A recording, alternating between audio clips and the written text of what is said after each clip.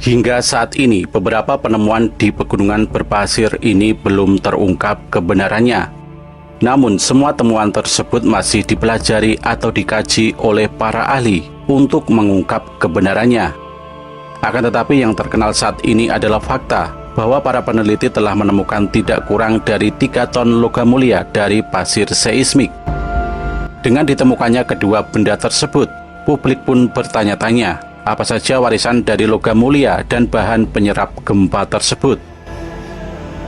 Banyak penemuan di Gunung Padang, seperti adanya gerbang tersembunyi dan logam mulia, sangat mengejutkan, dan usia situs tersebut diperkirakan ribuan tahun lalu.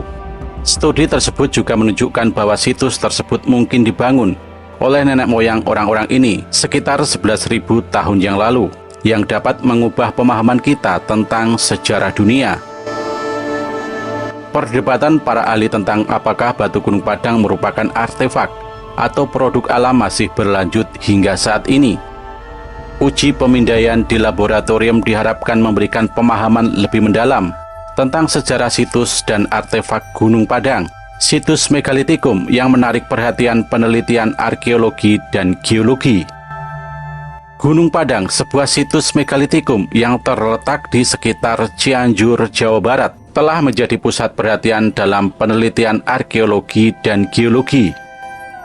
Situs ini menawarkan artefak dan struktur yang menarik, termasuk sebuah benda yang disebut sebagai kujang Gunung Padang.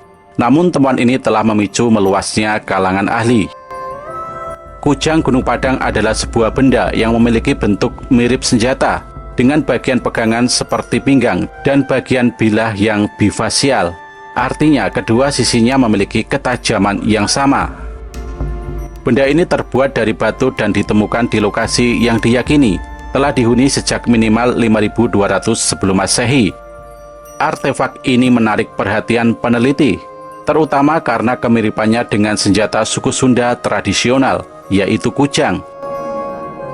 Erik Rizky, seorang peneliti di Gunung Padang, dan Dr. Ali Akbar, seorang arkeolog dari Universitas Indonesia, awalnya menyebut benda ini sebagai kujang Gunung Padang. Namun, pendapat ini tidak diterima secara universal oleh ahli arkeologi dan geologi di luar tim tersebut. Pernyataan ini mendapat dukungan dari Menteri Pendidikan dan Kebudayaan, yang menyatakan bahwa Gunung Padang muncul ribuan tahun sebelum Masehi dan memiliki nilai sejarah yang lebih besar daripada Candi Borobudur. Beberapa temuan lainnya di situs Gunung Padang juga telah menimbulkan pertanyaan. Misalnya, ditemukan 2 pintu tersembunyi yang menguatkan dugaan bahwa situs ini memiliki usia ribuan tahun. Selain itu, terdapat desas-desus mengenai adanya logam mulia seberat 3 ton, lapisan pasir ayak peredam gempa, tulisan kuno, semen purba, dan bahkan reaktor pembangkit tenaga hidroelektrik yang berusia 13.000 hingga 23.000 tahun sebelum Masehi. Tim peneliti yakin bahwa di masa lalu ada sebuah bangunan yang sengaja ditimbun dengan cara mendirikan bangunan lain di atasnya, yang kemudian menjadikan bangunan berundak Gunung Padang. Jika dugaan ini terbukti benar, maka itu akan mengubah pemahaman kita tentang sejarah dunia dan peradaban. Pada tahun 2014, Tim Nasional Penelitian Gunung Padang yang didukung oleh Tentara Nasional Indonesia melakukan penelitian lapangan di situs tersebut.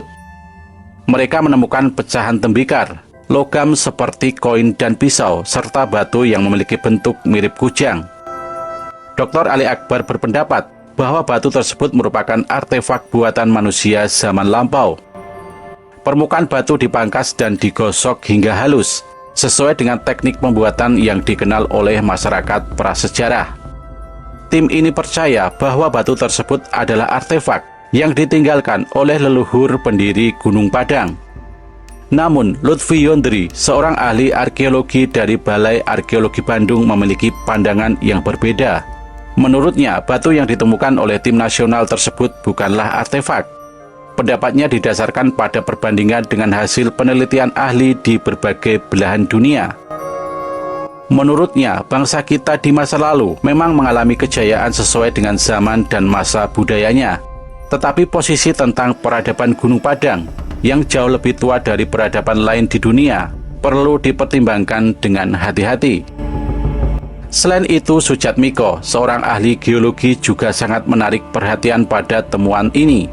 Dia menyatakan bahwa pendapat tentang batu tersebut mengandung serat kawat tidak masuk akal. Menurutnya, batu tiang Gunung Padang terbuat dari basaltis yang secara teoritis mengandung unsur besi dan magnesium dalam jumlah yang signifikan.